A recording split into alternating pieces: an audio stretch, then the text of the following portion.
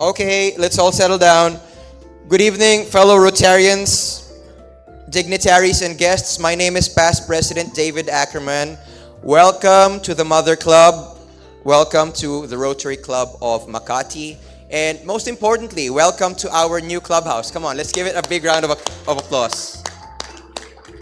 It's amazing because for how many decades we have been meeting at the Peninsula Hotel every Tuesday lunch. But come on, which Rotary Club in the Philippines would have a property like this in Rockwell? Why don't we use it, right, Tito Charlie?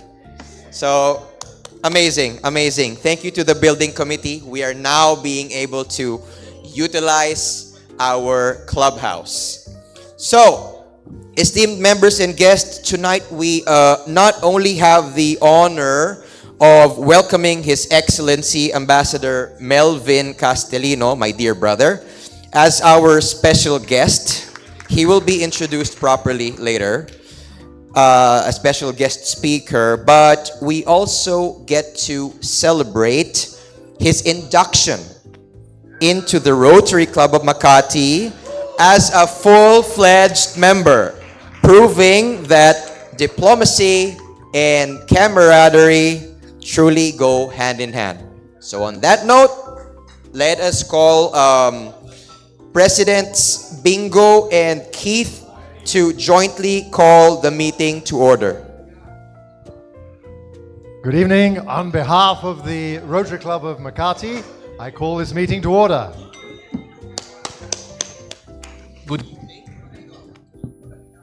Hello. Good evening. On behalf of the Rotary Club of Forbes Park, I call this meeting to order. Thank you, Presidents Keith and Bingo. May I invite everyone to please rise for the invocation to be led by Director Andy Manyalak, and please remain standing for the National Anthem and Rotary Makati hymn.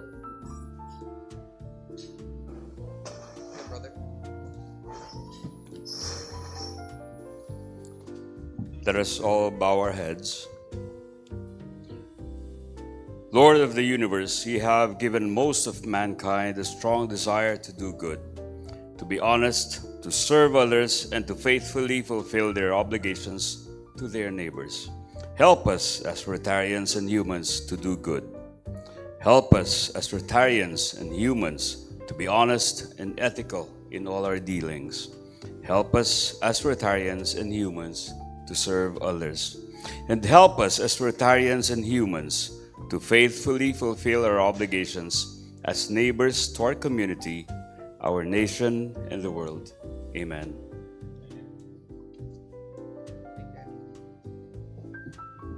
Let us put our right hands for the Filipino citizens on our left chest and face our flag, please.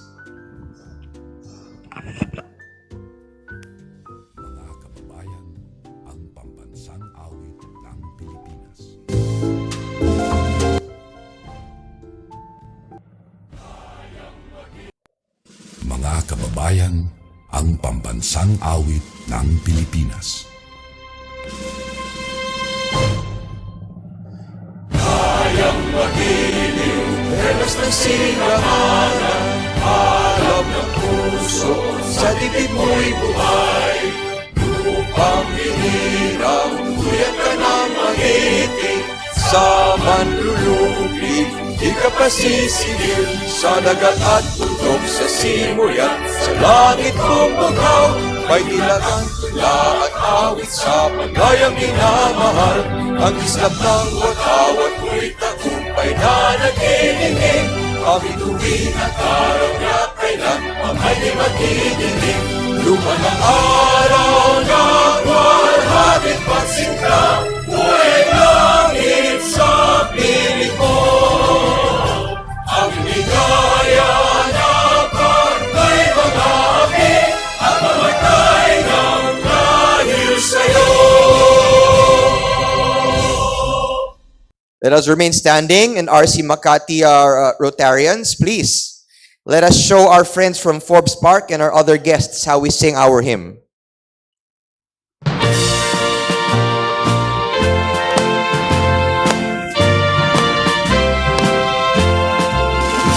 We're the Rotary Club of Makati, and together we stand proud.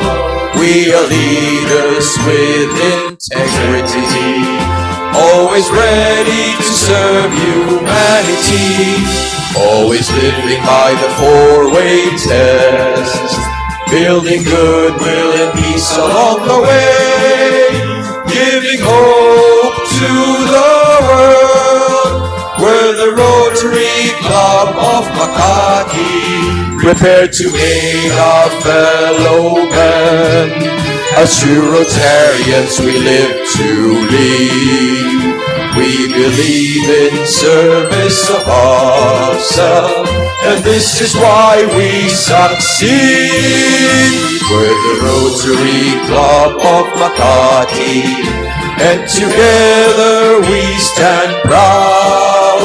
We are leaders with integrity, always ready to serve humanity, always living by the four-way test, building goodwill and peace along the way, giving hope to the world. We're the Rotary Club of Makati, giving hope to the world. The Rotary Club of Makati. You may now take your seats. May we now invite past President Albert Garcia of RC Forbes to please lead the recitation of the four-way test. I like it when there's a stool in here. It makes me taller than usual. Anyway, good evening, everyone. It is my privilege to give you the new four-way test by the Rotary Club of Forbes Park. I think it's appropriate that the Rotarians please rise because it is our four-way test. Fellow Rotarians, one of the greatest achievements of Rotary International since its inception in the early 1900s that governed the lives of Rotarians and their families, of the things they do and of the things they preach, is the four-way test. It has given the world of Rotary a sterling prestige, and as a proud Rotarian, let us recite them loud with our heart and says, please repeat after me. First, is it the truth? Second, is it fair to all concerned? Third, will it build goodwill and better friendships? Fourth, will it be beneficial to all concerned? If you pass these four, you will be faultless of the things you do and of the things you preach. Then all Rotarians spread and teach the Rotary International's four-way test. This brings us to a 2-minute break for all Rotarians here to follow the Forbes Park tradition of a handshake and just to greet everybody a good evening. Note, one of the things that has made Rotary Forbes Park earn the esteem and popularity of Rotary clubs is how we deliver our brand of a four-way test. The request for a break with privilege from the table of honor. Please, now shake each other's hand and say hello. Hi. Thank you. Hello. Welcome. My dear friend. Hello.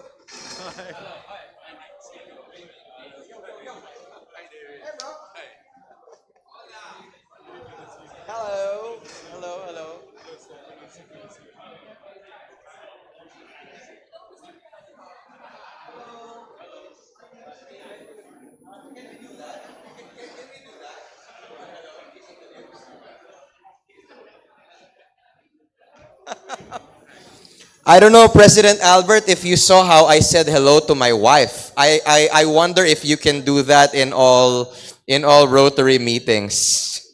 Hello with a kiss on the lips. All right.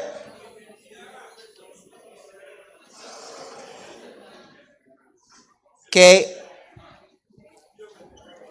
30 more seconds. We got a packed schedule in front of us, and it's gonna be exciting.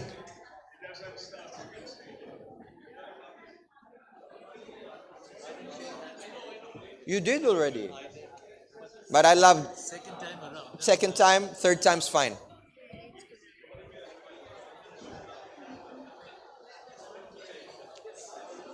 Okay, we ask everyone to please settle down.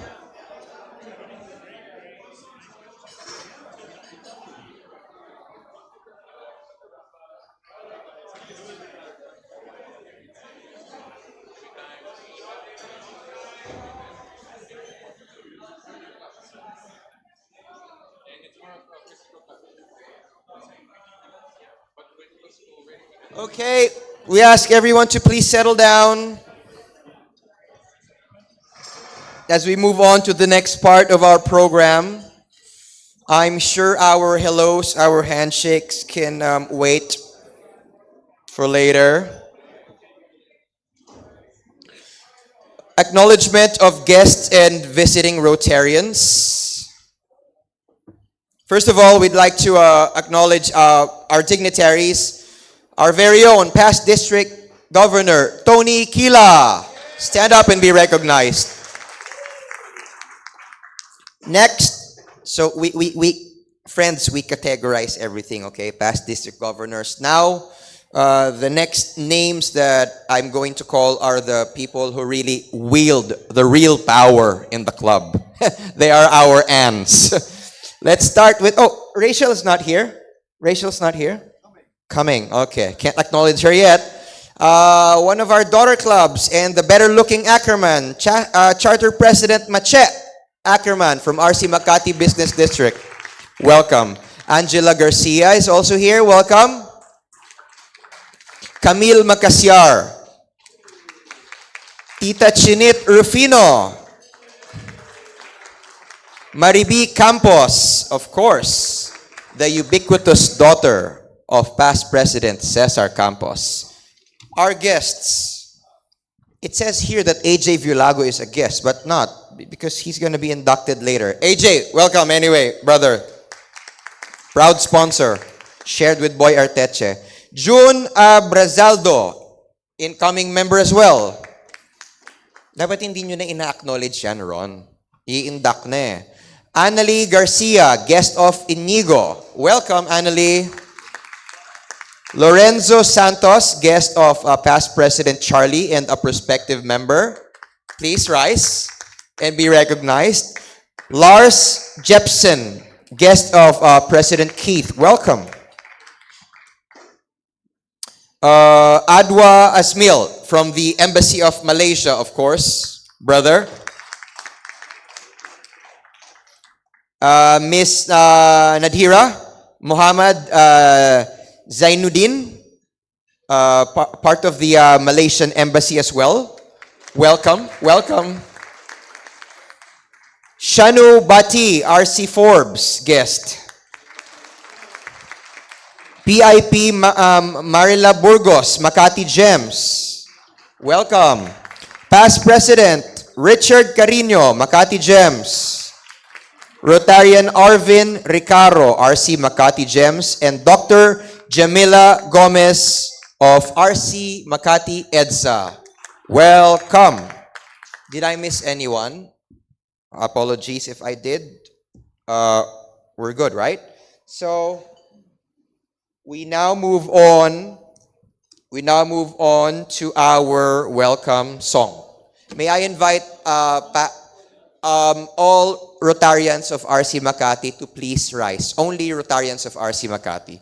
Let us show them how hospitality and friendship is done.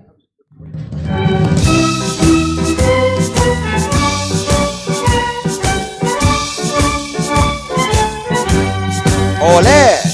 Friends of Rotary, we greet you. Oh, friends of Rotary, we greet you. We want you to feel that our friendship is real. We are glad you're here today. So take back home a bit of cheers. Regards from all the fellows here. And when once more you are near our door, come again, our friends, come again.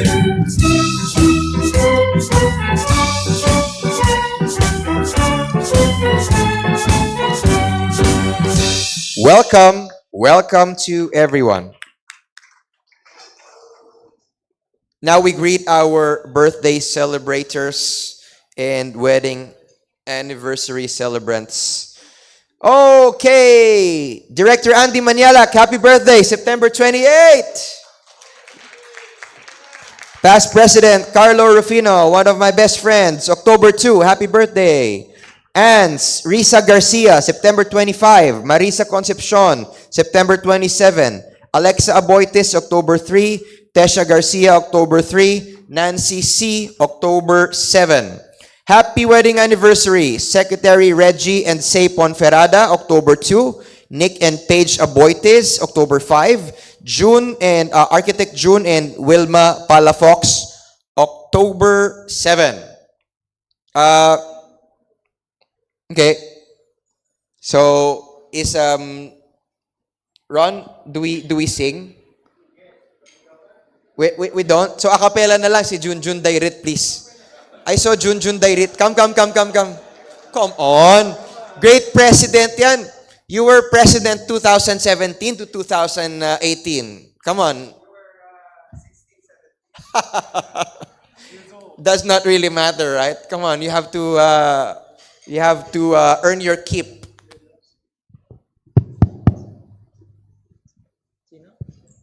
David, key please. Oh, okay, I'll give you the key. But before, I'd be remiss if I didn't announce to everyone that it was the birthday of our dear brother, one who's supposed to be inducted, last October 17, Ambassador Melvin Castelino. Happy birthday! Okay. Acapella na lang talaga. Si Marcy Band. Okay. 1, 2, 3. It is your birthday, a wedding day.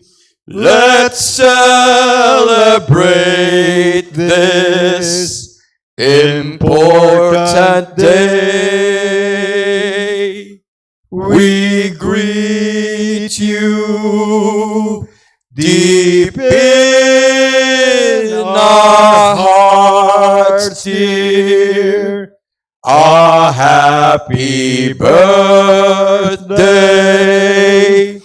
and happy wedding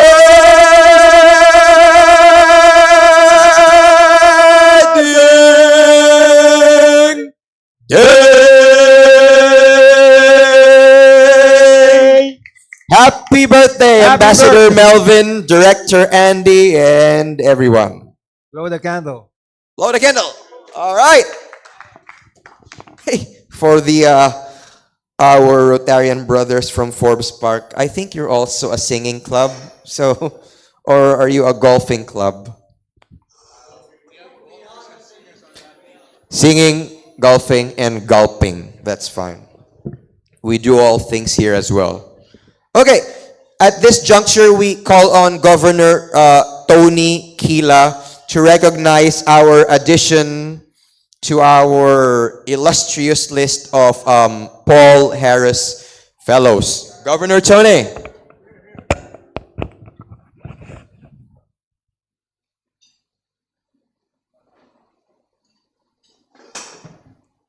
I'd like to call on a very good friend and who has been giving his $1,000 to the Rotary Foundation, and now he's giving, it will be his number 8 Paul Harris Fellow. And so he's getting a pin with 2 ruby stone. And we're going to use his contribution to help finance the global grant of our sister club, the Rotary Club of Bangkok. May I call on Wash Lu.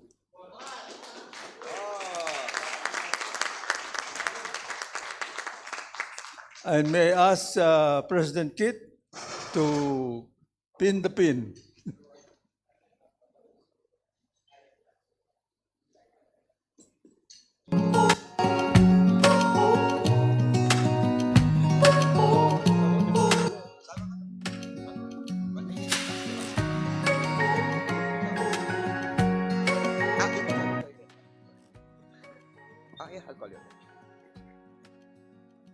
Maybe you just stay. Huwag ka na magpagod. Gov Tony, please join. Our lines cross. We're wasting time on stuff that doesn't really matter. Where's Gov Tony? I told Gov Tony to just stay because the next part is also going to be done by you. Now is a very crucial part of our program before we call on our guest of honor and speaker. Because I think Tito Charlie and everyone here, it's very, very rare that our guest speaker is also going to be inducted on the same night or the same day. So, without further ado, Governor Tony, please take the podium once again and present our 3 new Rotary members of the Rotary Club of Makati to be inducted. Thanks, David. I think for the first time, we are inducting our guest speaker. No coercion, No. So may I call on our number 5 new member for this Rotary year. Our guest speaker, Malaysian Ambassador, His Excellency Abdul Malik Melvin Castelino, sponsored by David Ackerman. To David, also here.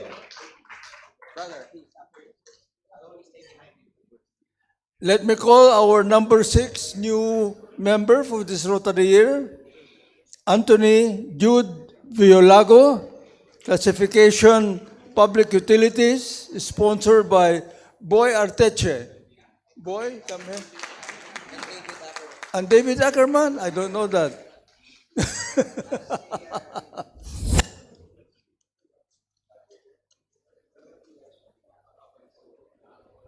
New member number 7 for Rotary year 2024-25.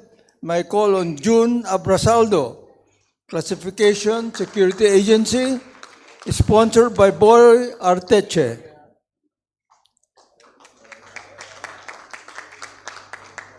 So may I call on past President Charlie Rufino for the charging.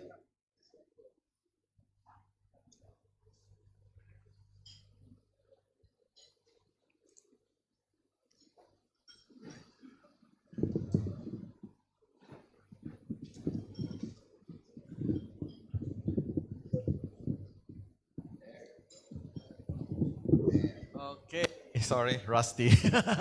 Anyway, thank you very much for this joining us in this very, very solemn occasion. This is the charging. I'm a past president. I've been in Rotary for 47 years. It's the first time I'm doing charging. Yes, thank you. Thank you very much. Very special occasion. As a consul, I cannot refuse my ambassador. All right. So I just want to say on my side, pivotal moment in my life was when I joined Rotary 47 years ago. So I was a club president also, so I'm an old-timer, and I witnessed the growth of our Rotary Club for 5 decades.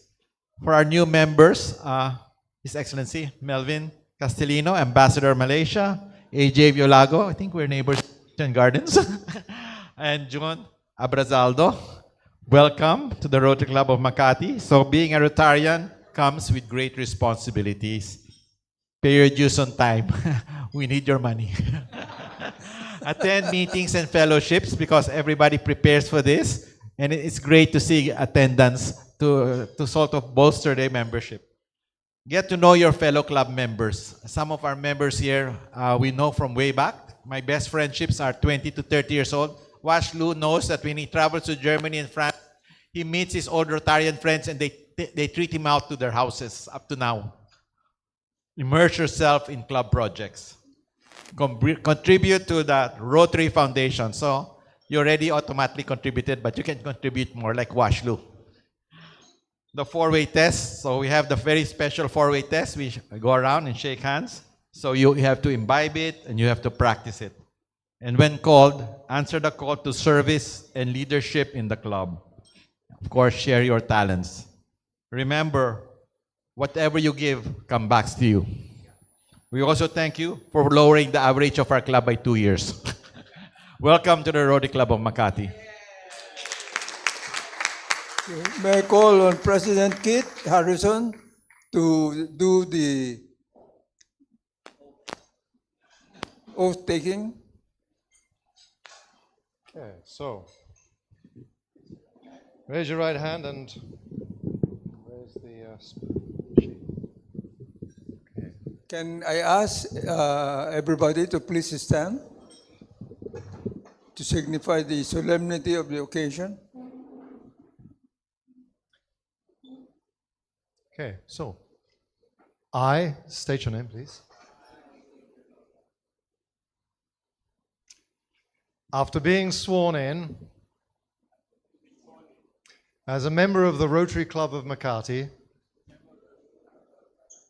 do solemnly swear that I will abide by, follow and uphold all of the provisions of the Constitution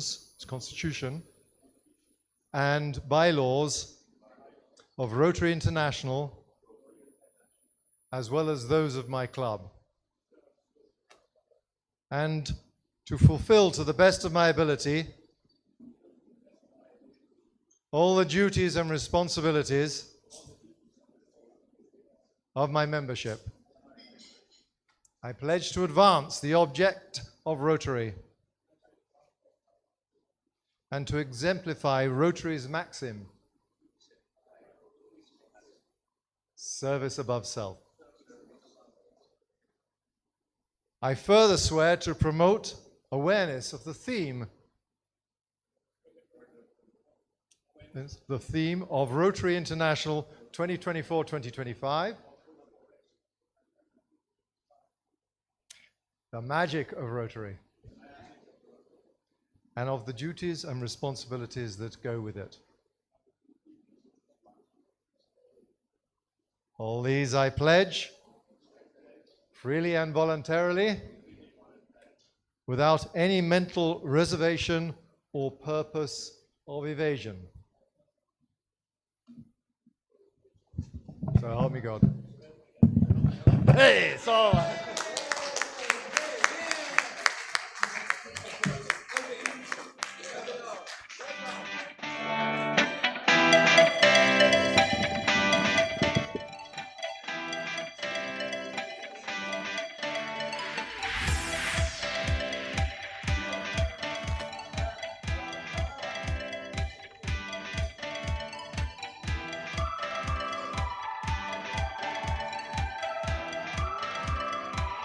So everyone can take their seats.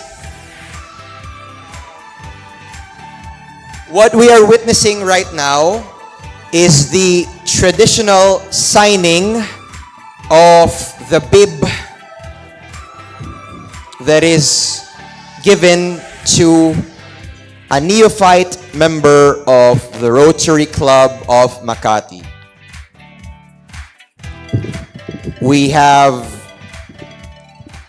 Rotarians from our club coming from different walks of life, but the moment that you wear this bib and become a member of RC Makati, it only means one thing.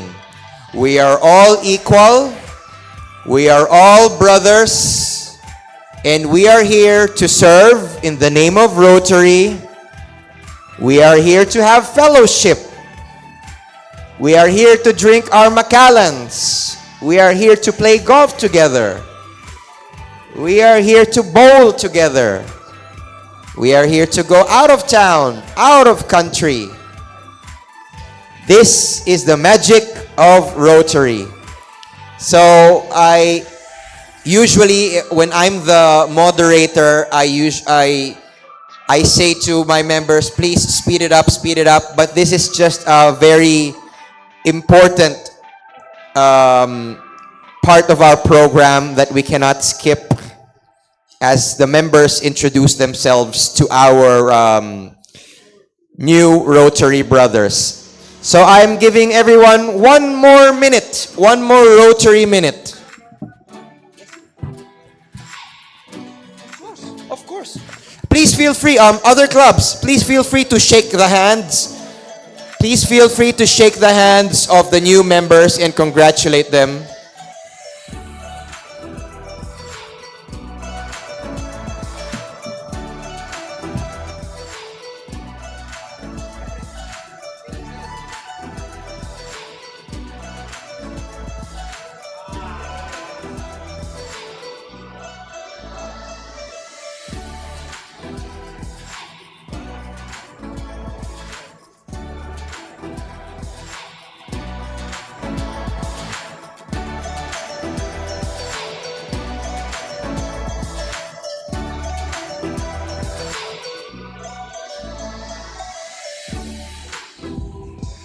That worked well. While we're at the tail end of the autograph signing, the calling card giving, the shaking of hands, I shall be queuing. I shall be prompting the two presidents, President Keith and President Bingo. It will be your president's time right after. So be ready. Last 30 seconds. 30 Rotary seconds. Para tayong nasa Senado, di ba? 1 Senate minute.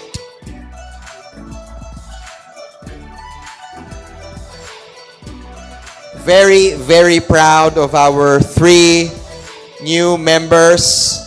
Your Excellency, Ambassador Melvin Castelino, AJ Violago, and June Abrazaldo. Welcome. We are now Rotary Brothers. Round of applause.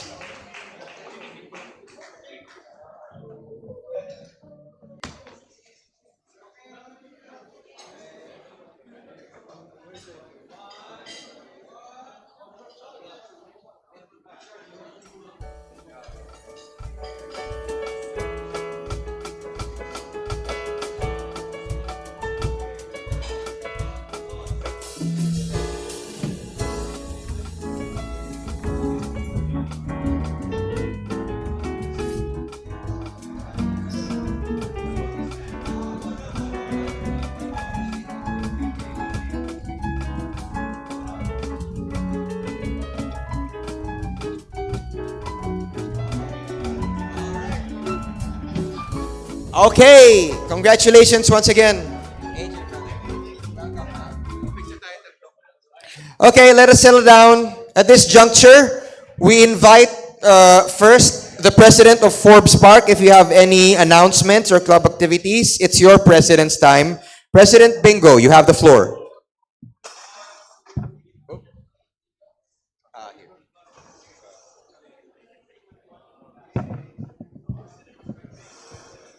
I make this talk. Oh, no. I won't use the. Okay, good evening, everyone. Again, thank you for inviting our club, the Rotary Club of Forbes Park, and celebrating with you tonight with another milestone for the Rotary Club of Makati.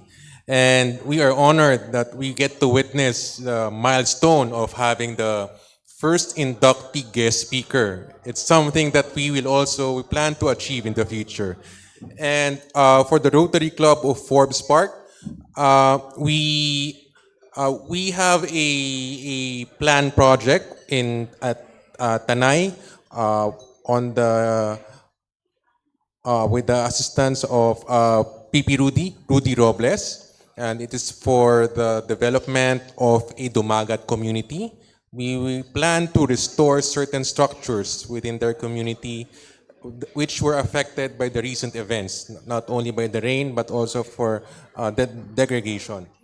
And aside from that, we are also happy to join you in case that you will have other plans for a joint meeting for our club. And we'll be happy always to join your club in any activities, not only for joint meetings, but maybe joint fellowship. Yeah, it's a good idea. And as they say, as President Keith mentioned, there is the magic of Rotary this year. And for me, the magic of Rotary would be the Rotarians. And the Rotarians who can do the magic. Then for us, let's continue spreading the magic. Good evening, everyone. Thank you. Well said. Thank you, President Bingo. Now we have the president of the home club, President Keith. Now is your president's time. Thank you.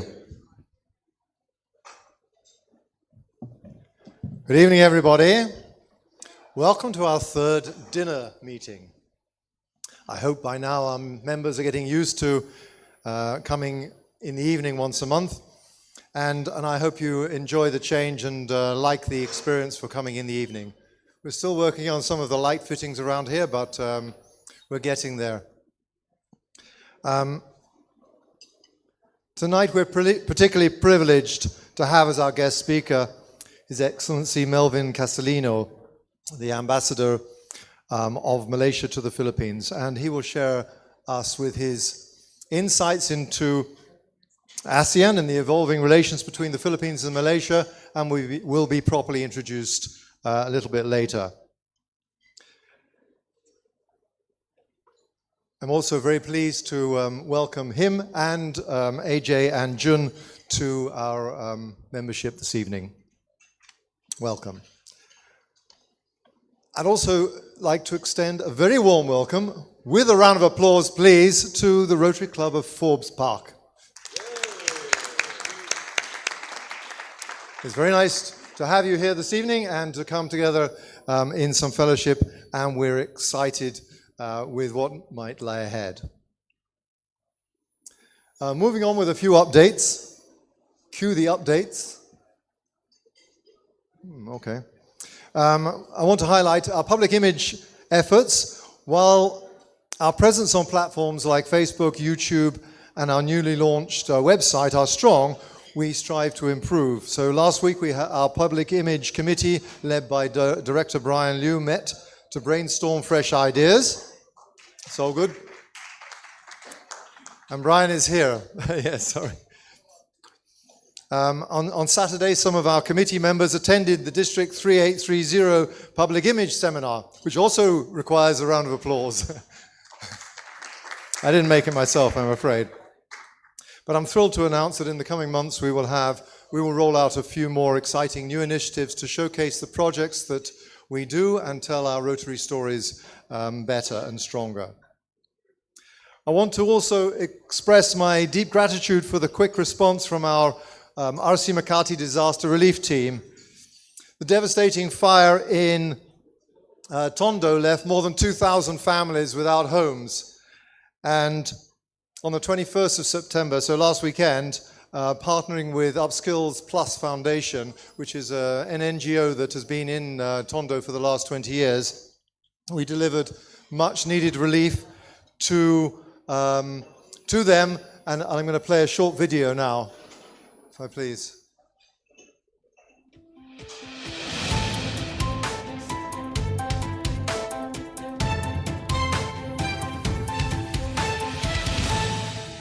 Don't think that's anything to On do. September 14, a massive fire devastated Tondo, Manila, leaving over 2,000 families homeless and in desperate need of assistance. Immediately, the Rotary Club of Makati's Disaster Relief Committee sprang into action. President Keith Harrison reached out to Ms. Jane Walker of the Upskills Plus Foundation, an organization dedicated to helping the Tondo community to assess the needs of those affected. Within just 7 days of the fire, RC Makati organized a relief mission to provide essential aid to the families still struggling to rebuild their lives. On September 21, RC Makati's director, Johnny Ang, along with our Rotaractors, set out for Tondo in a coaster filled with much-needed supplies. In partnership with Upskills Plus, they provided mats and blankets to 240 families who had been sleeping on makeshift surfaces, as well as 30 grocery packs for the families of Upskills Plus scholars. These small comforts brought relief to those who had lost nearly everything, offering a glimmer of hope as they begin to rebuild. RC Makati stands ready, always prepared to assist the marginalized, especially when disaster strikes, whether natural or man-made. Together, we can make a difference. RC Makati, always at the forefront of service, lending a hand to those in need.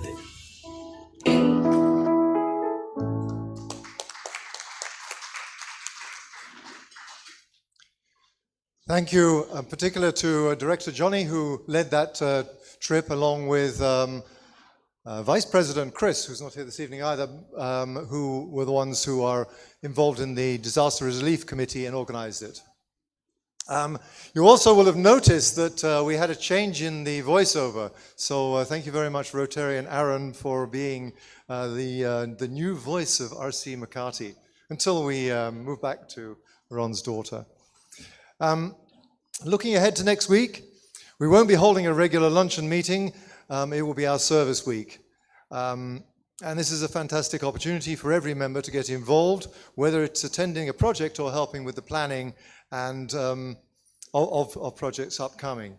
Let me give you a couple of updates. Firstly, on Tuesday, the 1st of October, we will be traveling to Botolan, Zambales, to support fishermen whose livelihoods have been affected. Oh, I see, my accent is still making, giving some amusement to members. This is okay, this is good.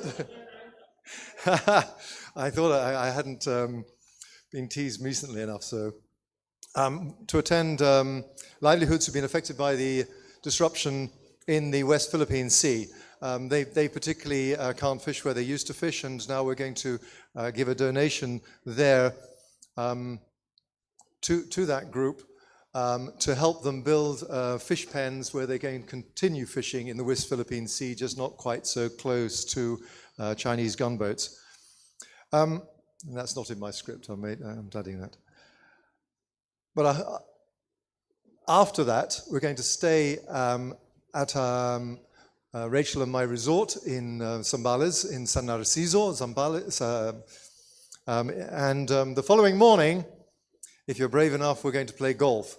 I'm going there with IPP Bing, and I'm looking for a few more golfers who might also like to enjoy meeting the fishermen on the Tuesday, and then playing golf the next morning before driving back to Manila. On Sunday the 6th, so moving forward, Sunday the 6th, a few pictures please. We will launching our Food and Books Sa Luneta, which is a project in partnership with the Bolanday Foundation. This program, which we've supported for this year, combines the feeding and literacy initiatives for street kids. All of these street kids also come from Tondo, and I encourage you and aunts and children, if you like, and maybe even grandchildren. They will be very touched by what they see and the differences that occur within different communities.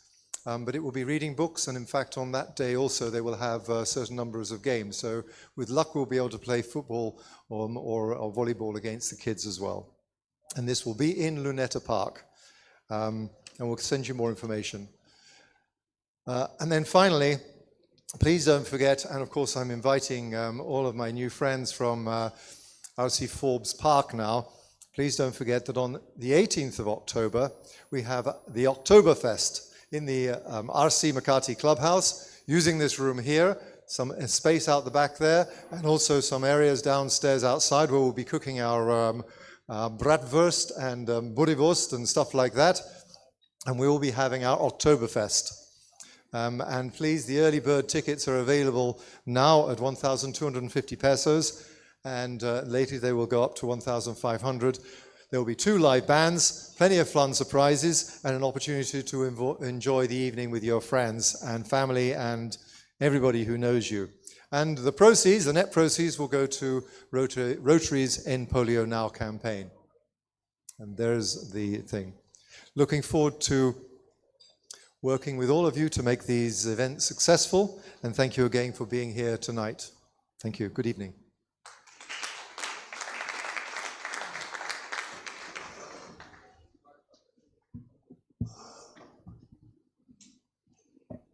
Okay, I guess by this time everyone's having their dinner except for their dessert, except for me. But this is our the main event of the evening, the main reason why we are all here, to listen to our most special guest of honor and speaker. To properly introduce him is CB Revilla of RC Makati. Thank you.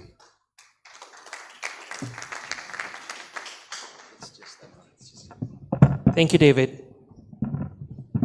It is my distinct honor and privilege to introduce our esteemed speaker tonight, His Excellency Datu Abdul Malik Melvin Castelino, Ambassador Extraordinaire and Plenipotentiary to the Republic of the Philippines.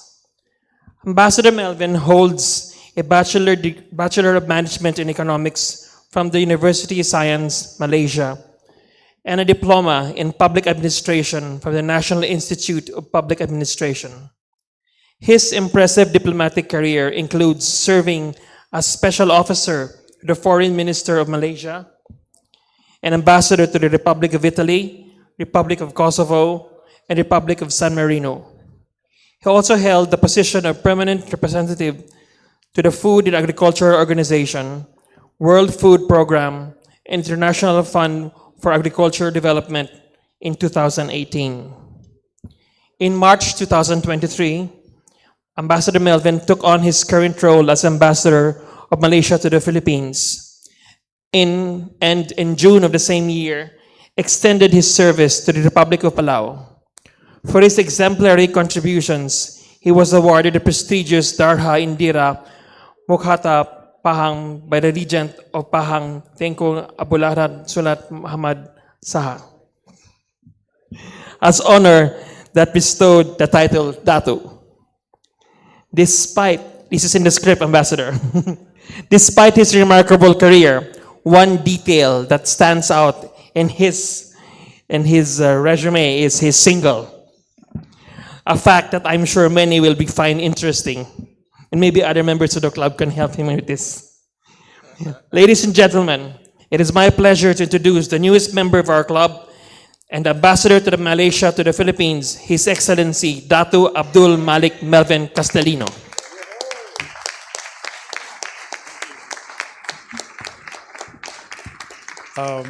Thank you, CB.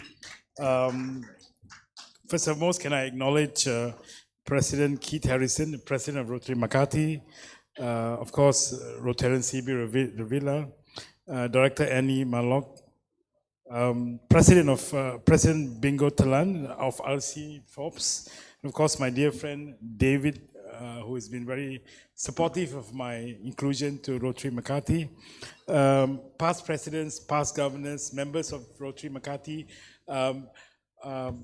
Rotarians from the other clubs, ladies and gentlemen, selamat petang, as they say in Bahasa Malaysia, magandang umaga sa inyong lahat, and good evening. First of all, allow me to thank, of course, Rotary Club Makati for allowing me to be a member of this I would say, very prestigious, fun-loving and distinguished club. It's indeed an honor.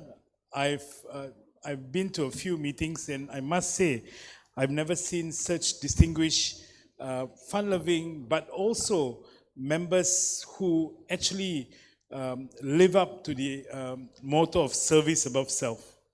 I want to share something personal today.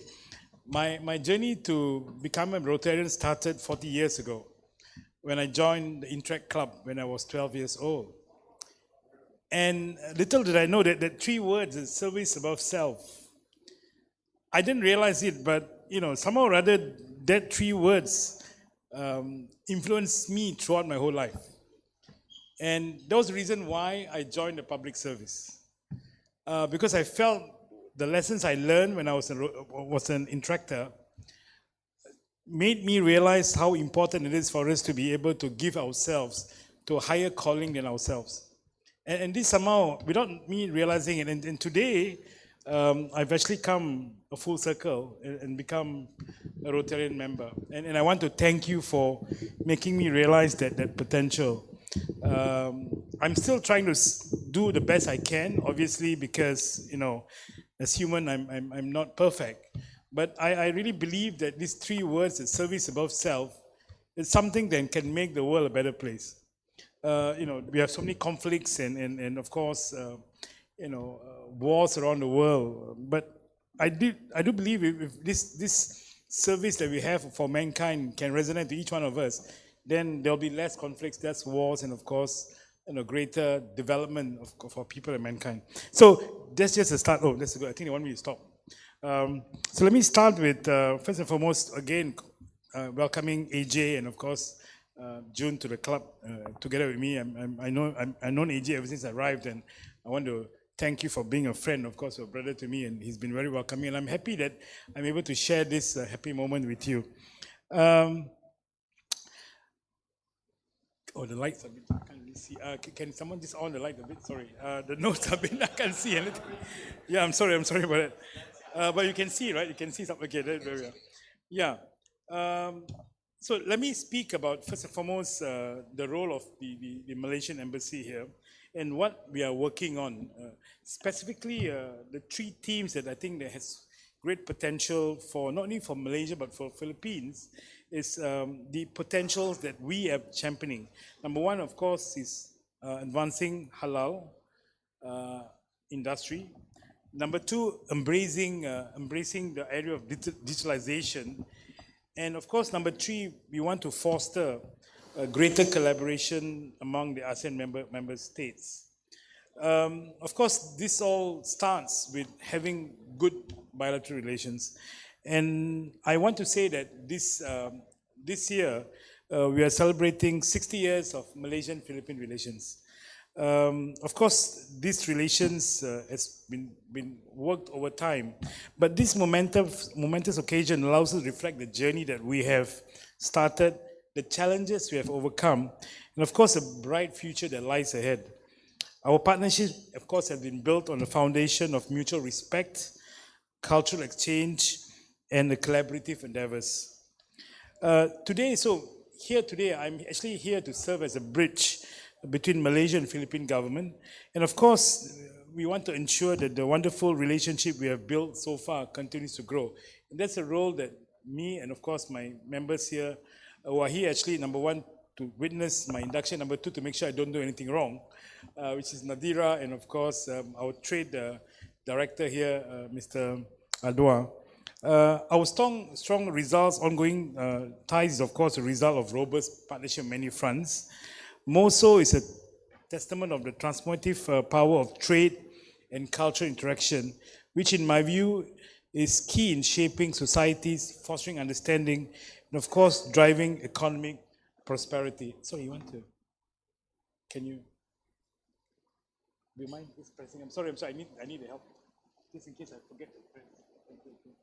Can be from there as well, I think. So I'm also happy here to share about the snapshot of Malaysian economic performances on the second quarter of 2024.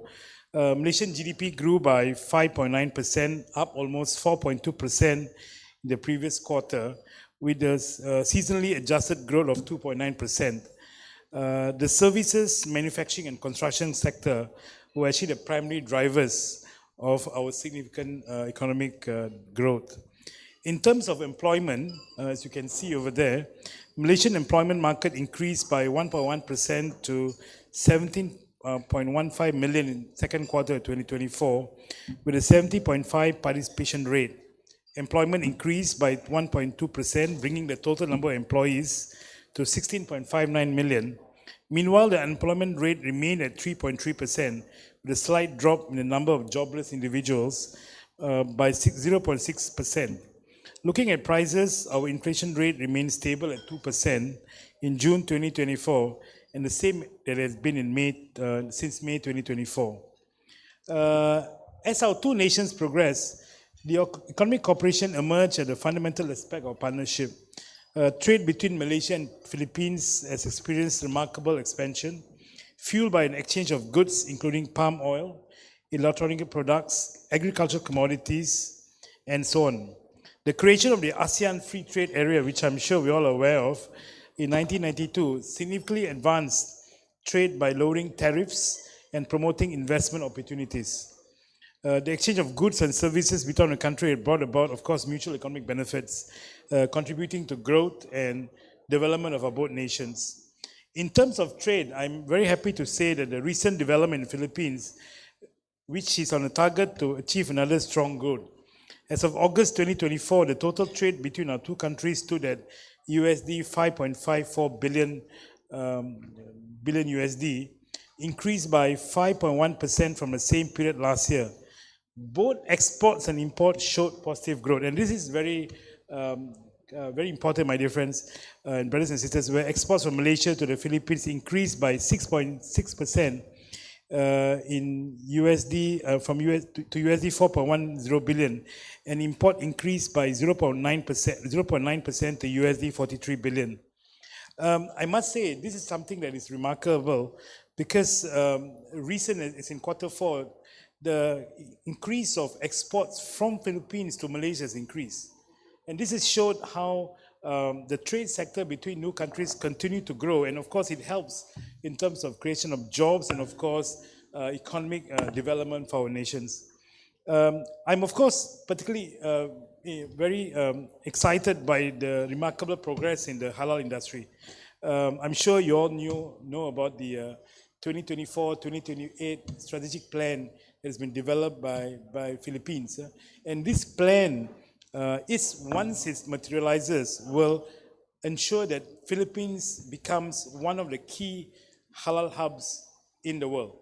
And I think there's tremendous potential with this large, of course, Muslim population, the push towards Muslim-friendly tourism, which will bring about more tourists to Philippines, especially from countries like GCC, which are, of course, key growth targets for the Philippines.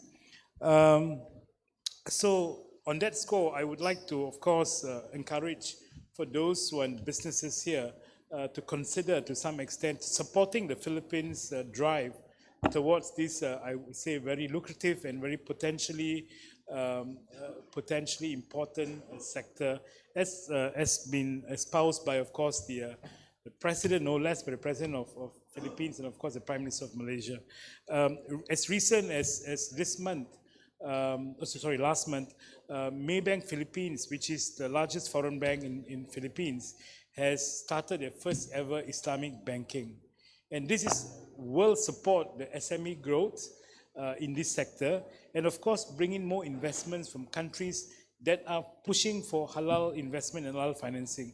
And we hope to attract more investments, of course, from UAE, from Saudi Arabia, and for those countries that are keen to see how Philippines can support the halal growth and halal industry. So again, I welcome you to look into it, especially those bankers. We've been talking to some banks, Metro Bank, we've been talking to BOD in terms of seeing whether they can introduce Islamic financing and banking to support the growth of the industry itself in Philippines.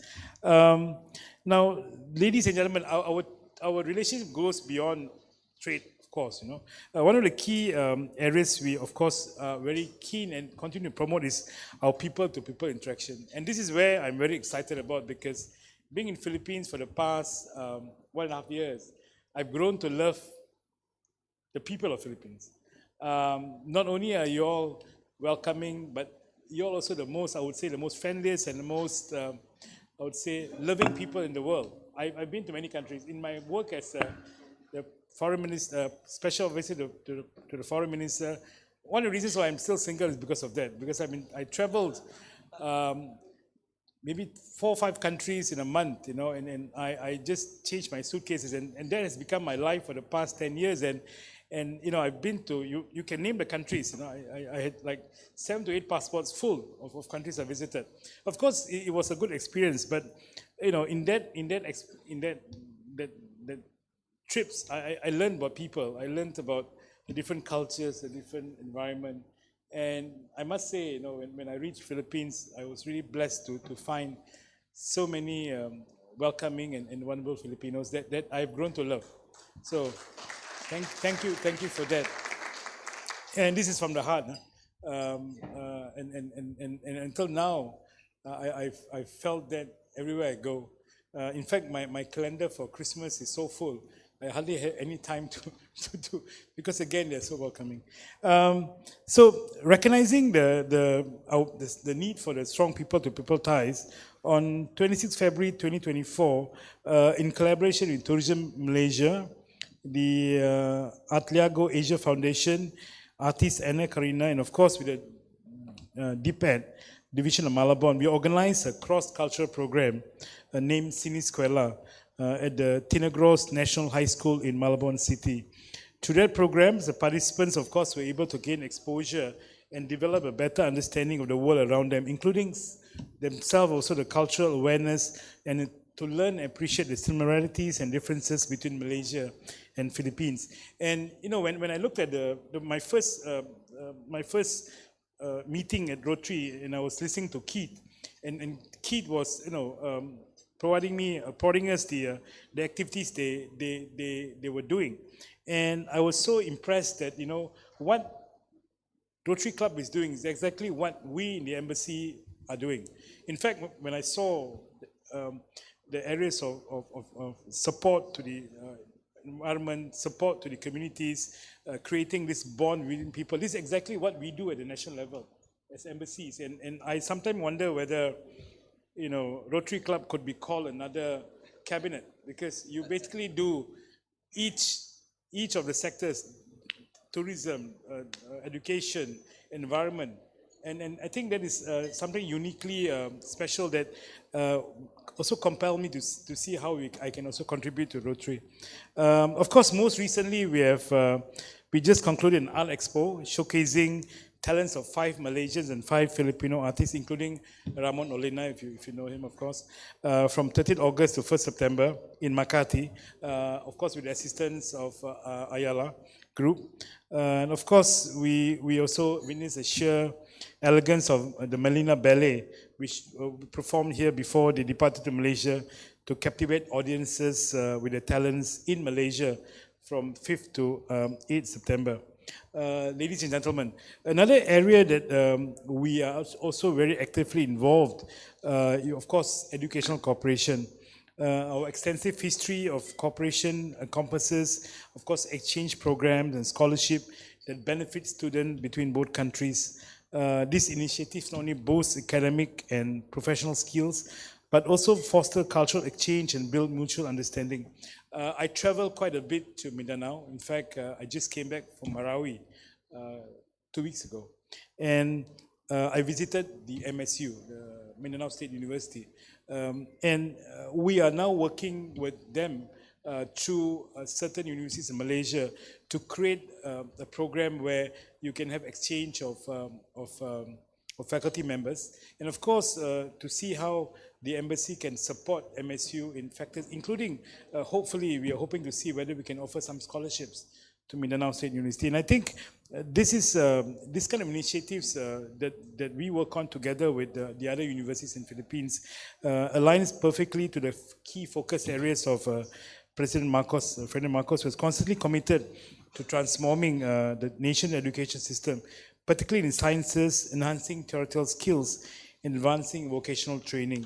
Of course, Malaysia will continue to pursue cooperation and education with the Philippines. We have met on our part several times with the chairman of Commission on Exchange, Chad, among others, and it was interesting to see his point of view that Chad needs to pivot or intends to pivot more towards ASEAN universities.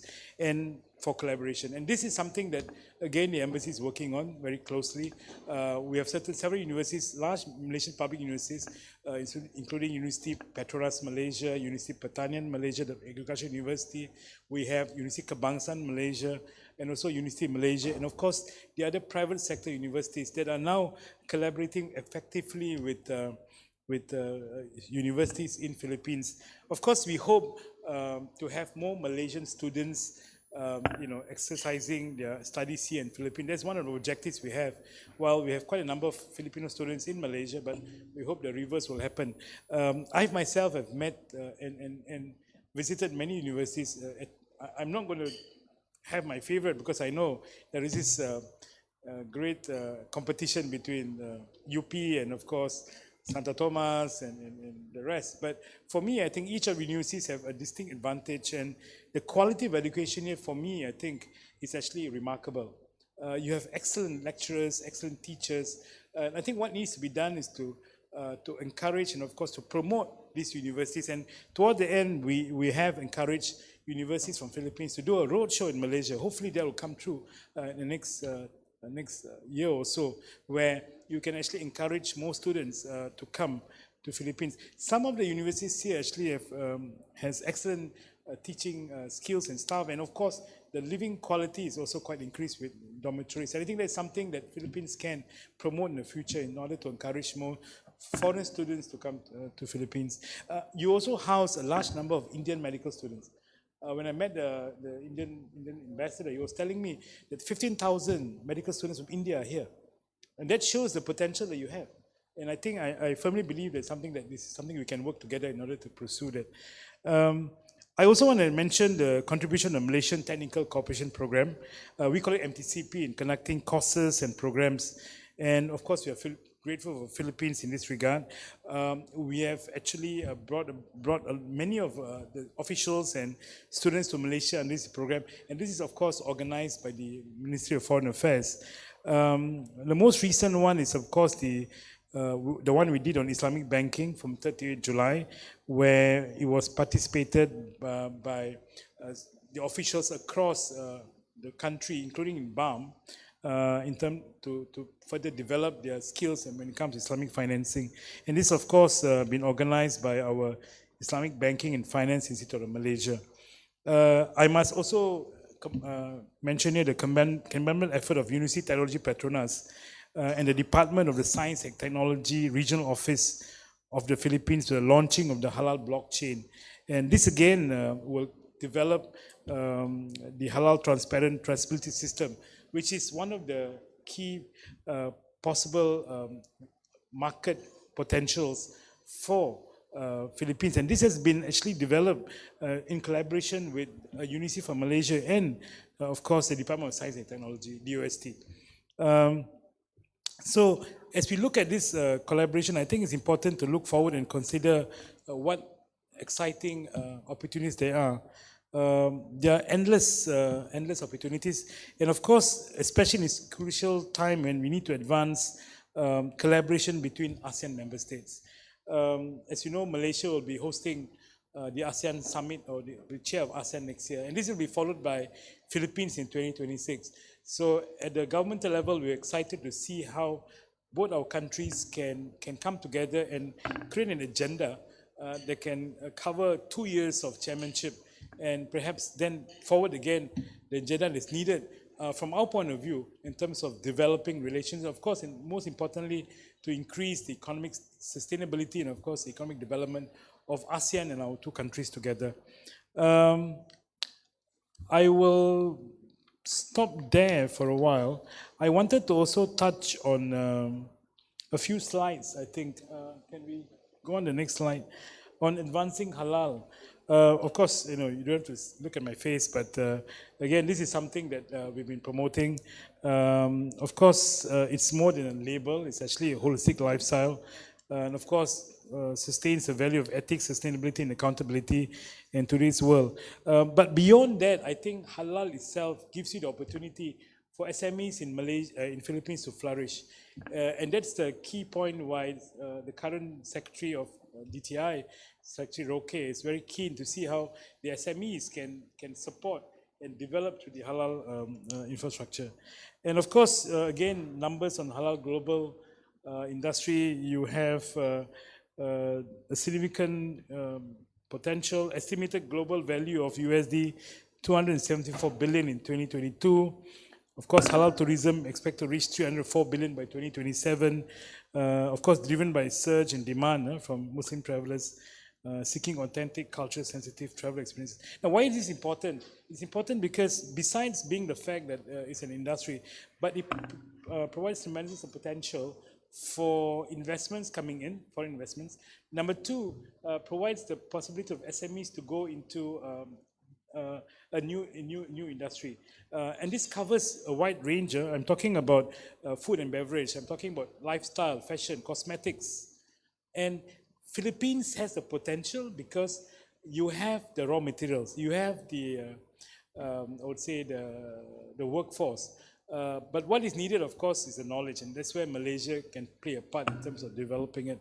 When I was in Mindanao, I saw some of the fashion shows by those, the players there. And I was impressed, and this is some of the one they produce can be marketed at the global stage, world stage, the modest fashion they have, because they have the ability, they are very artistic, they're good in design. So what you need is how to propel this to the next stage, and I think that's where maybe Rotary members, can also support in this, especially trying to develop the SMEs. Of course, we have the numbers for the Malaysian halal products. Of course, we will let you know later. I think it's just saying that the reason why we are promoting this is because we have the experience, and it shows that how we develop our own nation. Our exports, again, Malaysian exports increased by 63.8% to USD 13.51 billion in 2022. And of course, this is compared from last year. So that shows that if Malaysia can do it, I think Philippines, with the support of the other countries, can also reach this stage. And I think this is what Philippines would, one of the industries that Philippines could benefit from. Can we go to the next one? The one in Malaysia halal exports. Yeah, this is the one. And then, of course, you have the Malaysian, why we can support this. We have, of course, our JAKIM and certification process, which will again work to support Philippines. Now, let's go to digitalization. Okay. Now, ladies and gentlemen, this is something that I think Philippines is already embarking on. A lot have been said in the past year or so in terms of how this particular sector is so important for development of not only for the on the industry level, but also in terms of trying to go on the next stage of the fourth industrial revolution. Of course, this is something that we are now faced with. If you know about AI, it's something that we cannot escape anymore. AI has already started, blending into our daily routine. If you look at even the call centers now, some of them are being replaced by AI. And so it's important that we start looking at this in a more serious and effective way and how we can embrace it. Of course, this presents another area of collaboration, and it serves as a catalyst for growth and prosperity. One of the key areas I think that would benefit is, of course, on the e-commerce and the rise of the other digital platforms, social networks, online marketplaces that offer opportunities for micro, small, and medium-sized enterprises in ASEAN to expand their reach. More than 95% of the businesses in ASEAN are SMEs, and this provides almost 85% of employment. With this, I see a great potential, again, for Rotary Makati to see how we can engage and support SMEs in our region through digital transformation. And of course, by leveraging technology, we can empower these businesses to thrive in an increasingly competitive global market. And this aligns, of course, with our mission of fostering sustainable economic growth and development. And of course, this can be done to collaboration, workshops, and mentorship. And this is where something I think we, the embassies, are working on in trying to bring the big players into the system and try how they can offer mentorship Under the ASEAN ambit, ASEAN ABAC, which is spearheaded by Philippines, we have this mentorship program where we identify the big players and bring them on board and try to create a platform where they can teach and support the growing SMEs in terms of how they can upgrade their skills. And this is one thing I believe that that companies and of course businesses are involved can support in. I also want to mention that in 2021, Malaysia launched our Digital Malaysian Economic Action Plan, or My Digital, and a roadmap that accelerates the country's our transformation to 2030. Again, it aims to create a vibrant digital technology, and of course, we hope that this can be also further enhanced at the ASEAN level. Malaysia's strategic focus, of course, when it comes to digitalization, focuses on enhancing supply chain resilience, fostering technical assistance and capacity building. And of course, we are very eager to explore potential future collaboration, particularly in areas of information, security governance, capacity development, and threat intelligence sharing, which can yield benefits for Malaysia and our partners. And of course, in this context, we warmly welcome interest from the Philippines to engage in these high-tech manufacturing projects and emerging industries. And finally, before I close, I just want to touch a bit on the collaboration between the ASEAN member states. A lot has been said about how important is this that ASEAN maintains its centrality. Of course, as we gear towards our chairmanship, we hope that we'll be able to foster a greater and closer, robust relationship in all sectors in ASEAN. Of course, this is not easy, as you all know. We are, of course, faced with many geopolitical and, of course, prevailing economic developments. But I must say that if we are able to focus on building people-to-people centered and people-centered ASEAN-oriented community, then I think we'll be able to overcome this. Of course, as founding members of ASEAN, together with Philippines, we need to ensure that we can actively promote the interests of ASEAN and our peoples. Of course, we will work together with Philippines on this. Finally, ladies and gentlemen, I just want to share that that our relationship is strong. It's very friendly. We have achieved much in the 60 years that we had relationship with, but the future is bright. As you know, we are neighbors, close neighbors. We are close friends. We may have differences, but we have managed to find a way, as neighbors do. We love, we fight, but at the end of the day, we are neighbors and family.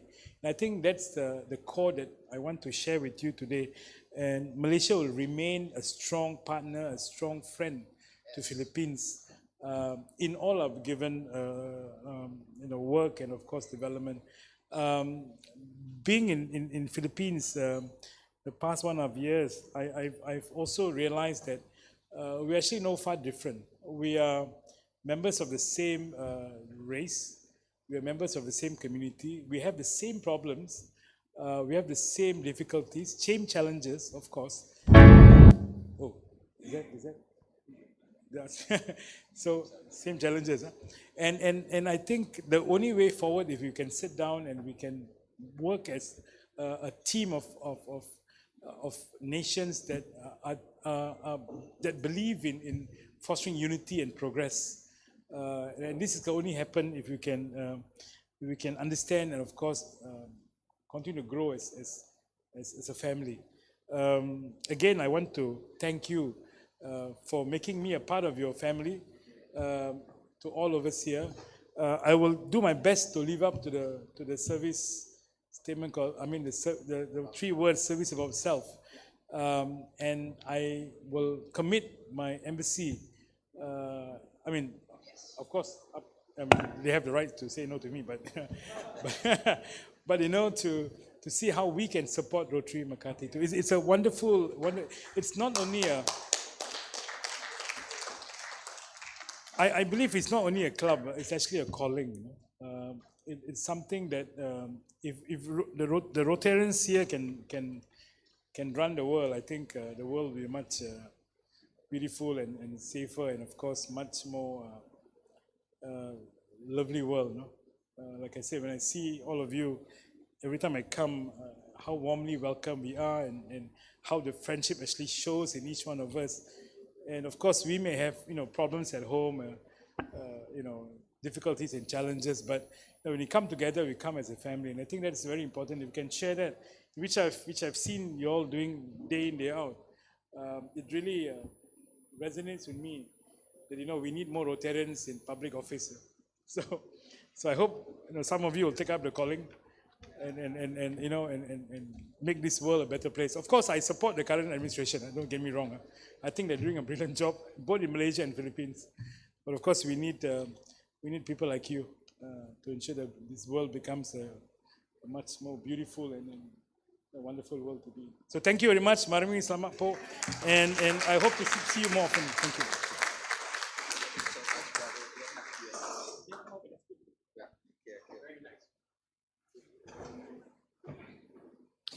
Okay, yeah, feel free to sit down and make yourself comfortable. So again, fellow Rotarians, dear guests, again, please, a warm round of applause to our dear ambassador, our guest speaker, and our new member of the Rotary Club of Makati. Now, indeed, it is a true honor to welcome our special guest, the Malaysian ambassador, who has now officially joined the Rotary Club of Makati, and he has generously agreed to a Q&A session. But let's keep it friendly, let's keep it light. No smart Alex asking about the Philippines and Sabah. And as your moderator, I must insist, please keep your questions short and sweet. We intend to have everyone enjoy a lively exchange and give everyone a chance to participate. After all, brevity is the soul of wit. With that, question number 1, Boy Arteche. And then just raise your hands and signal me so that I can acknowledge you one by one. No, if I can say something. Next, Tito Charlie. No. And then, Pipi Albert. Okay. Attorney Arteche. Ambassador Melvin, Assalamu alaikum. Okay, my question is, as a brother and fellow ASEAN member, what is the official stand of Malaysia against the aggressive behavior, the bully behavior of China against the Philippines and even other ASEAN states like Indonesia and Vietnam? I know. Thank you very much. I want to say that the difficult question will be answered by my team over there, but never mind. They probably will. Thank you for the question. I actually was expecting this question. Number one, I strongly believe that Philippines has every right to defend its territory in West Philippine Sea because it's a sovereign right, and every country should be able must be able to, of course, defend its sovereign right. And that's number one, point number one. Number two, Malaysia, we also have overlapping claims with China, as you know. It's 4 countries, Malaysia, Philippines, Vietnam, and Indonesia. So we all are actually in the same position. But of course, Malaysia advocates a system where we also defend our sovereignty against the South China Sea because we have overlapping claims with China. But ours is done in a way that we're able to ensure dialogue and, of course, negotiations. But at the same time, we also adhere to the fact that it must adhere to international law and UNCLOS. And it's the same with Philippines, in terms of Philippines, I guess the system is because you are in a different environment, whereas in Malaysia, the developing claims is far beyond the sea where it's stated here. I think that's maybe the reasons why the situation here is much more complex compared to what we have. But the fundamental point remains: countries, nations must be able to defend their sovereign rights, and this is something that we all do. Number two, the methods we use for Malaysia, we utilize the concept of negotiation and of course discussions. But again, want to emphasize the need for us to respect UNCLOS international law. That cannot be delivered.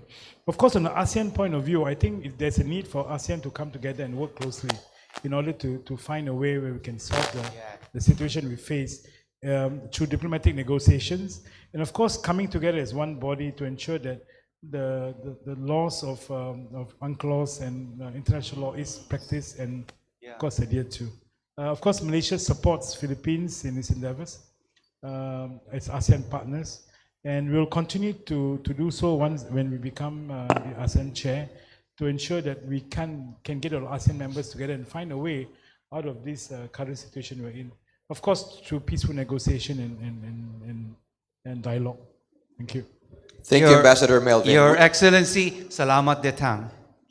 We now have past President Charlie Rufino, followed by PP Albert. Simpler question than geopolitics.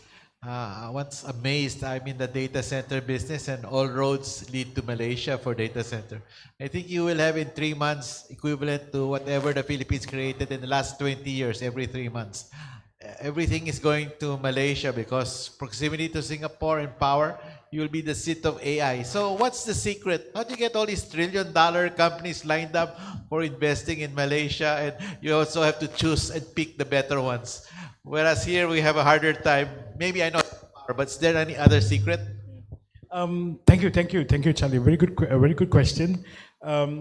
In Malaysia, the reason why we seem to be attracting a lot of attention is, number one, political stability. I think from when the current government has ensured that the stability of the political scene is there, and that encourages foreign investments to come in. Number two, infrastructure development, and I think we have spent a lot of effort in terms of developing infrastructure in order to sustain, of course, attract investors. Number three, ease of doing business in terms of the policies we have, and of course allowing the business to be able to start their business fast, and of course to reduce the bureaucratic processes that we have in order to attract. And of course, number four, we have our team from Madrid and MIDA that goes around the whole world trying to promote the potential of investments in Malaysia, and of course finally our leaders itself, which are committed to ensuring greater influx of investments. But the most important, I think, is the policies that can promote infrastructure, can promote the policies, can promote the bureaucratic processes to be fine-tuned, and finally, creating the space for the private sectors to be able to thrive to developing adequate manpower and technologies. I must say also, because one of the reasons also because the close proximity of Singapore to Malaysia, because as you know, most of the R&Ds are also in Singapore. Malaysia has been trying to catch up, but we are doing our best. But obviously over time, the potential for Malaysia in terms of our land size and our ability to attract more investors to Malaysia is going to become even greater. A data center is one of them. But then recently I also met with BCDA. I had a discussion with them. And I must say, the development in Clark, there is already some work being done to develop a huge data center. Of course, the investment are coming from US, but it's very, very attractive. So I think there's a potential for Philippines and Malaysia to work together in terms of the data center. As I said, the area of digitalization and AI, you'll need huge data centers. And of course, Philippines being the center of call centers, again, there is a potential. But infrastructure is important. The policies that promote business is important. Reduce red tape. Of course, the Brooklyn process. If you can do these three things, then I think Philippines are on the same trajectory as what we have in the other ASEAN countries. I'm actually convinced. When I listen to the plans they have in Clark, I am actually very impressed. And I hope there'll be some investments coming on to that region soon. Thank you. Thank you, Your Excellency. Next, we have past President Albert from Forbes Park. Yes, Mr. Ambassador, in the context of ASEAN, may we know Malaysia's position and/or, I guess, situation with regards to Thailand's requirement for ASEAN citizens to now have a visa to go to Thailand. Now, we're talking about ASEAN being travel-free within the countries, within the citizens of the countries. What is Malaysia's position on Thailand's decision to require visas for ASEAN? I think I know what I understand is, thank you for the question.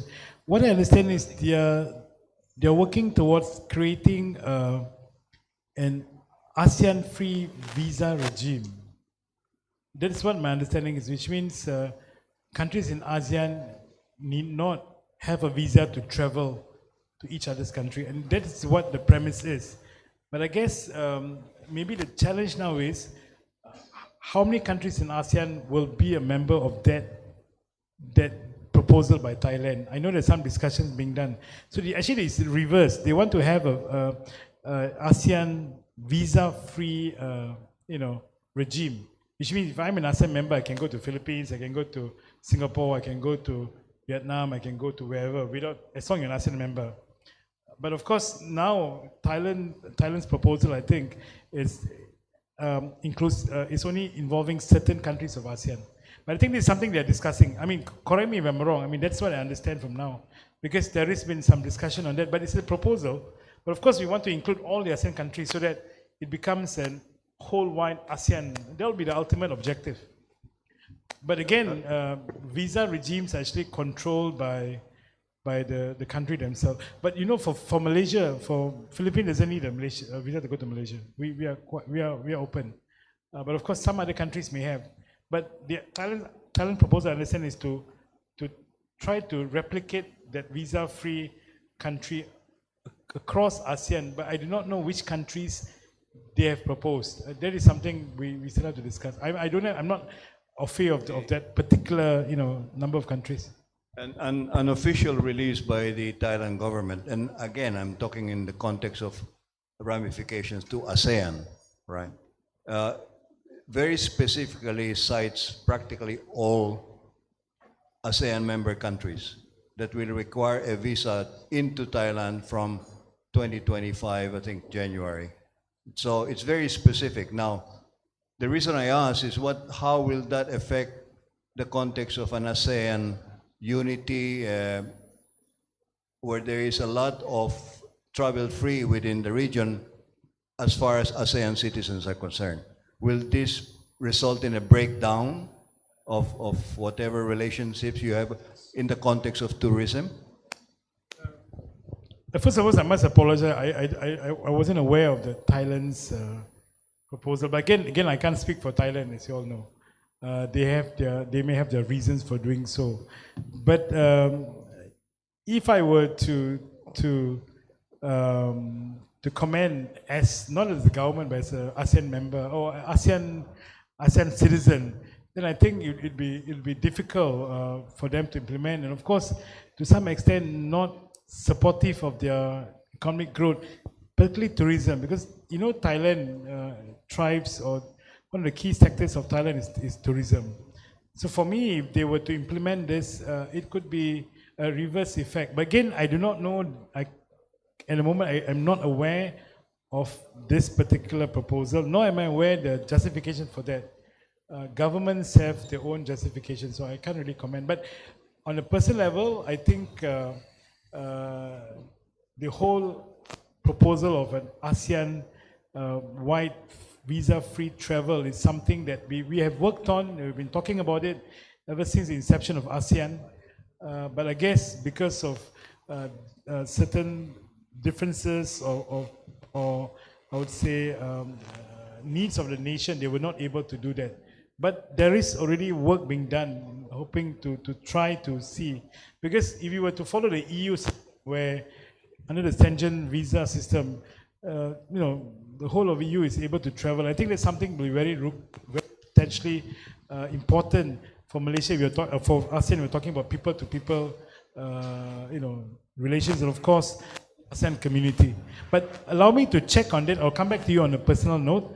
I'll speak to the Thai ambassador and see what was the reason behind over golf. Maybe over golf. Yeah. Thank you. Thank you. Okay, I'd like to take host moderator privileges and ask the last question before we adjourn. Excellency, you are now wearing two hats. One hat being the ambassador of our great ally, Malaysia, and the other hat now being a Rotarian. Just two very brief ones. Number one, you mentioned about the halal industry, and of course, you're very much cognizant of the fact that the previous trade secretary comes from this club as well, Fred Pascual. He did a great job. Also, the current trade secretary is really pushing for halal. Now, my question is, what can Malaysia, the embassy, and the Philippines as a country, both private and public, do to take a larger piece of this pie? It's 7.7 trillion US dollars. Maybe we can do something about it. But my next more important question is, as a Rotarian, what can the Embassy of Malaysia and the Rotary Club of Makati do to service our marginalized sector? Because I think there is a lot of things that can be done. Please enlighten us, Excellency. Thank you. Thank you, David, my brother, for the question. Since I arrived in Philippines, I guess because of the Rotarian feeling in me and the service of self, we have, through the embassy's efforts, visited quite a few areas. In Quiapo, for instance, in some of the barangays in Del Monte and Bulacan. And every year during a certain period where we have the Ramadan fast, we actually go to these marginalized areas and donate food and give them support. But what we noticed is most of them, while they welcome this support, they want to see how they can promote and be able to live and have a life that they can work for.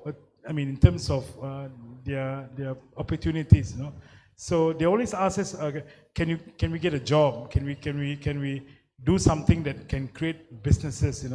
And that's why I felt that this halal industry, besides at a national level that can promote this overall economic development, can also be used to develop these marginalized communities. And what we can do as Rotarians, I think, is to provide that platform. Most of this marginalized society do not know how to start a business. Simple things like they do not know accounting, they do not know bookkeeping, they do not know how to get the suppliers, nor do they know how to develop a certain product, be it F&B. They may have some skills, but they are not aware how to market those skills.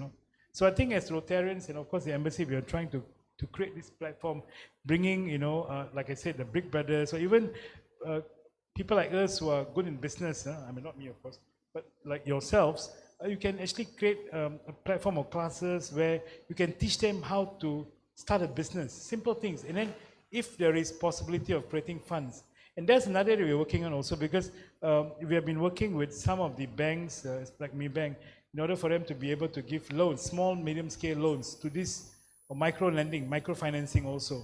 So these are things that you can look at and see how you can push them, allow them to go, besides giving them support, which I think is very important, because at the end of the day, they have to feed themselves, but we need to train them to be able to feed for themselves. And I think that's where we can play a role as business people, as people who achieve business success. And we don't have to start big, we can start small. In fact, we are looking at a barangay called, what barangay was that? I can't remember. We went last month. Right? Sorry? Anyway, this barangay is in Del Monte.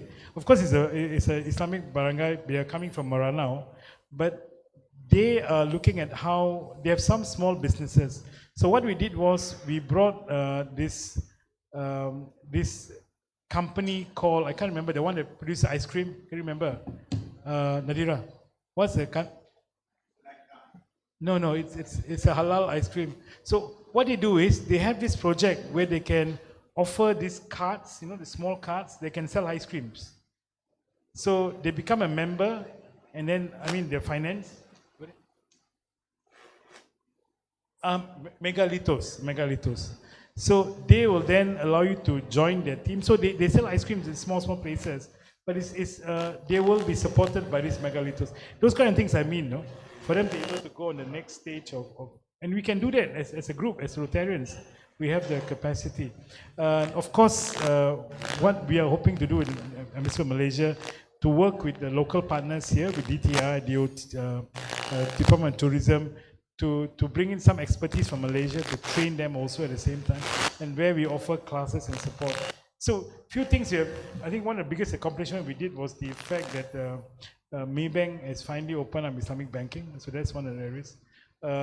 Of course, we've been trying to see how in Mindanao we can also follow suit, and some of the areas we're working on digitalization. We brought in companies that can build towers, and of course, companies like Big Bad Wolf has contributed so many books to. Of course, we have to our intervention, and the last we have 10,000 books, 20,000. 2000. The previous one was, so all in all, they contributed almost 10,000 books already. Again, private sector. But again, this is not just to give away, but to provide to the schools to be able for them to use it to teach English, to teach the other languages that's required for the students to come up. So many ways you can help. Of course, I'm happy to support you. Of course, but again, I'm doing that not because I'm a member of Embassy, because I'm a member of Rotarian. Because I think it's something that we have to also remember. End of the day, anything we do that can benefit a society, a group of people, will be able to not only develop the community but also develop a nation. And I think that's where we all are striving at. No? Thank you. Thank you very much. Thank you. A warm round of applause. Thank you so much to our new member, Ambassador Melvin. That's all the time we have. So before we adjourn the meeting, we will have a brief response from Presidents Keith and Bingo.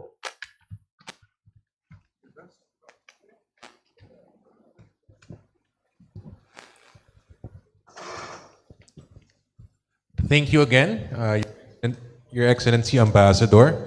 And on behalf of the Rotary Club of Forbes Park, we were enlightened by our bilateral agreement between the Philippines and Malaysia. And we're happy that you mentioned that it has been 60 years that we have been collaborating with each other as an ASEAN brother and sister. And we're also happy of the plans for Malaysia and the Philippines to continue this development and to improve not only the Philippines' need, but also a reciprocal friendship wherein the Philippines will also help Malaysia. And on behalf of Forbes Park, we would like to present you our token of appreciation. May I request Agnes? Okay. After, okay. We will reserve our token together with President Keith. All right, thank you. So, Okay, now it's President Keith's turn. Yes, firstly, thank you very much for a very interesting talk this evening. We learnt about the economy, we learnt about friendship, we learnt about education, and we learnt about some politics as well.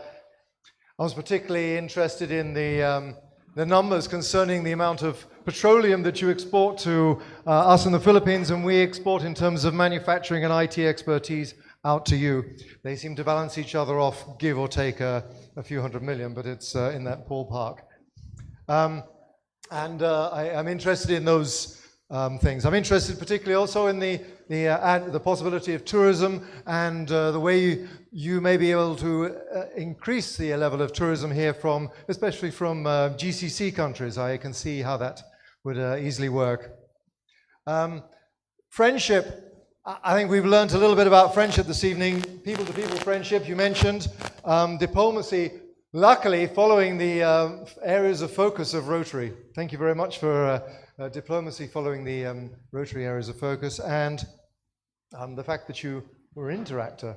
I'm so pleased that you're an interactor and now you're a Rotarian. It's a coming of age thing. I can also see education as a key area, and there is a lot to exchange there. And I'm, like Bingo a moment ago, I'm pleased to see that with a little bit of continuity with the Philippines being the chairman of ASEAN next year, and you being the chairman of ASEAN next year, and then the Philippines the following year, we can continue in a good way, hopefully for all of us in ASEAN, all of us living here. Not even that I'm from ASEAN, but that's okay. So thank you very much for gracing us with your time, for joining our club, and I'd like to ask everybody for a warm round of applause. President Keith, if you'd allow me to just interrupt you for 3 seconds.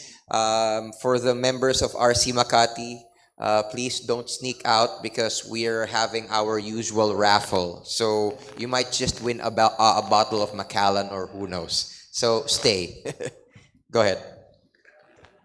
Well, the other thing is, no, I finished, except for one thing. Before we close the meeting, we should welcome all of the late arrivers. Oh, someone very important just arrived. I see her. Do the honors. Okay, I'll do the honors. Please, everyone, welcome the first Anne, Rachel Harrison. My sis. Anyway, better late than never. Better late than pregnant. Okay, go ahead. No, you give it first before you adjourn.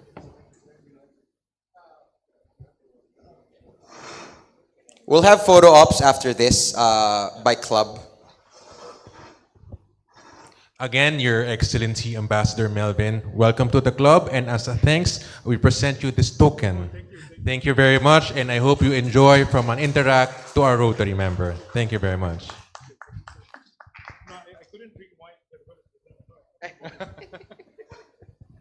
And on behalf of the Rotary Club of Makati, I would like to present you with this token to thank you for speaking this evening. This is I know it's a reef bud, but it isn't a reef bud. It's the sticker that goes on the top of our reef bud projects, and there will be a reef bud planted either in Navacan, Ilocos Sur, or in Batangas with your name on it and that description there, as it is for many others, but particularly now for you as a speaker and as a club member. So I pass that to you, and thank you very much indeed. And we're also going to pass you a copy of our coffee table magazine. And next week we will be asking you to take the test to see whether or not you answer it. Yes, you have to read it.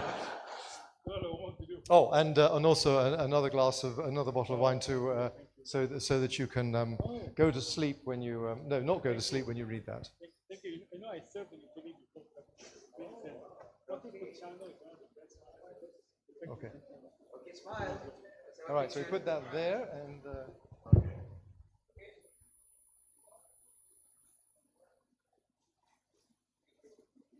one more. Okay. So Presidents Bingo and Keith, please do the honors, adjourn the meeting, and we'll have a raffle. On behalf of the Rotary Club of Makati, meeting adjourned. On behalf of the Rotary Club of Forbes Park, meeting adjourned. Thank you so much, everyone. Now, I think we have, what do we have for the raffle? Can you describe, what's that, Ron? A toilet seat from James Bosch. Is it a high-tech toilet seat? Okay, with a fan and heater, everything. Okay. Do we have a drum roll or something? Someone from RC Makati is supposed to win a toilet seat. Who's that? PP Fidel Alfonso. He's not here? Okay. The rules are you should be here. Correct? Again, one more. Maybe we can play some sounds, Aaron. Oy, sayang si Chris Perez. Nilampasan. Who's that? Oy, Rodrigo! Congratulations! All the way from Colombia, our brother, Rodrigo. Congratulations, congratulations. So please feel free to roam around, interact with each other. This is the fellowship portion. Thank you so much, and we shall be